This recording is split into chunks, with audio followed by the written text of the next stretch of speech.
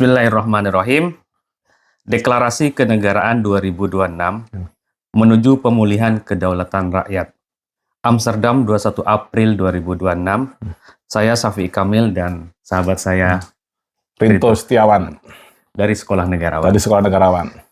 Dengan menyebut nama Tuhan Yang Maha Esa dan dengan kesadaran penuh sebagai bagian dari rakyat Indonesia, pemilik sah kedaulatan negara, hari ini kita berdiri bukan sekedar di sebuah tempat, melainkan di sebuah titik sejarah.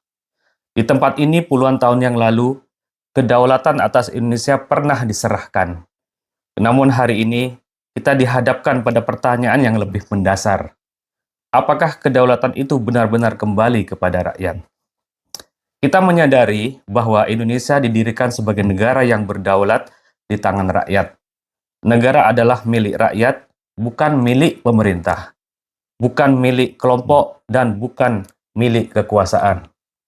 Pemerintah hanyalah pelaksana mandat, bukan pemilik negara. Namun dalam perjalanan sejarah, terjadi pergeseran yang tidak kecil, di mana kedaulatan rakyat semakin menjauh dari praktek kekuasaan. Struktur negara menjadi kabur, dan hubungan antara rakyat dan negara tidak lagi utuh. Hari ini ada satu kenyataan yang tidak bisa lagi diabaikan, di mana rakyat semakin sering merasa sendirian di negaranya sendiri. Ketika berhadapan dengan kebijakan, aparat atau kekuasaan, rakyat tidak selalu memiliki tempat berlindung yang jelas.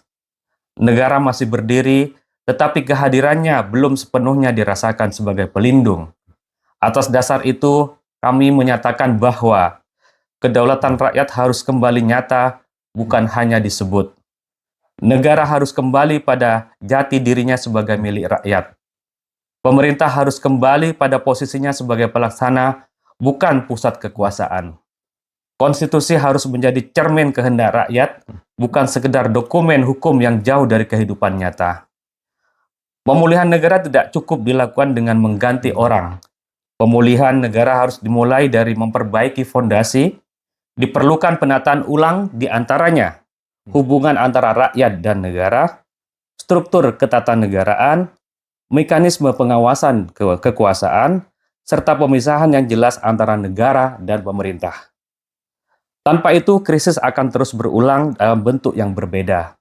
Kami mengajak seluruh rakyat Indonesia untuk kembali memahami hakikat negara. Negara ini bukan milik kekuasaan, negara ini bukan milik partai, negara ini milik rakyat. Kesadaran inilah yang menjadi titik awal perubahan. Indonesia tidak kekurangan sumber daya. Indonesia tidak kekurangan kekuatan. Yang dibutuhkan adalah keberanian untuk kembali kepada prinsip dasar, yaitu negara untuk rakyat, oleh rakyat, dan milik rakyat. Pada titik ini, arah bangsa tidak boleh dibiarkan kabur. Ketika struktur negara melemah dan kepercayaan publik menurun, yang paling berbahaya bukan hanya krisis kekuasaan, tapi potensi perpecahan antar anak bangsa. Dalam perspektif Sekolah Negarawan, situasi seperti ini menuntut adanya langkah kenegaraan yang jelas, tegas, dan menyeluruh.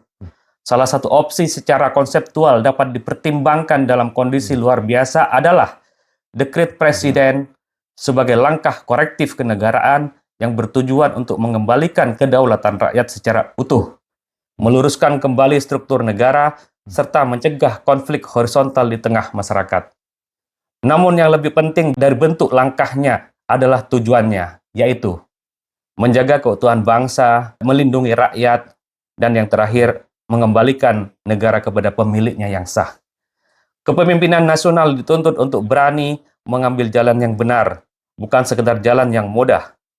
Sebab sejarah tidak menilai siapa yang berkuasa, tetapi siapa yang mampu menjaga keutuhan bangsa. Indonesia hanya akan tetap berdiri kuat jika rakyat kembali menjadi pusat dan negara kembali menjadi pelindungnya. Jayalah, jayalah selamanya.